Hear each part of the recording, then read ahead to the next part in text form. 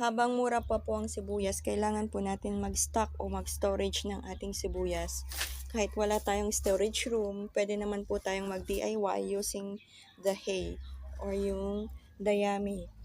So, kung may power lang or may kakayahan lang sana ang ating magsasaka na hindi muna nila ibenta yung kanilang sibuyas kasi napakababa ng presyo, no?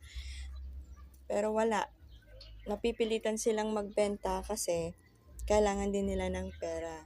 So, ngayon, ang ginagawa ng mga businessman, binibili po nila sa mga farmers natin na sa napakamurang halaga.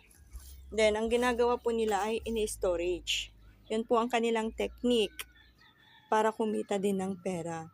So, bibilhin po nila sa mababang presyo. Then, kapag wala na pong anihan or wala na po tayong makuhang sibuyas sa ating mga farmers, doon naman po nila ilalabas ang sibuyas galing sa storage. Tataas na po ang presyo. Kaya ngayon, doon po kumikita ang mga businessman kasi mas mataas yung presyo.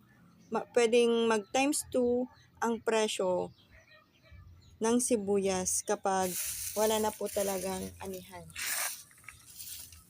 Yan. So, nakikita natin, no? Maraming mga businessman ang mas kumikita kaysa ating farmers. Kasi yun nga po yung ginagawa po nila. Bumibili sila sa mababang halaga. Then, after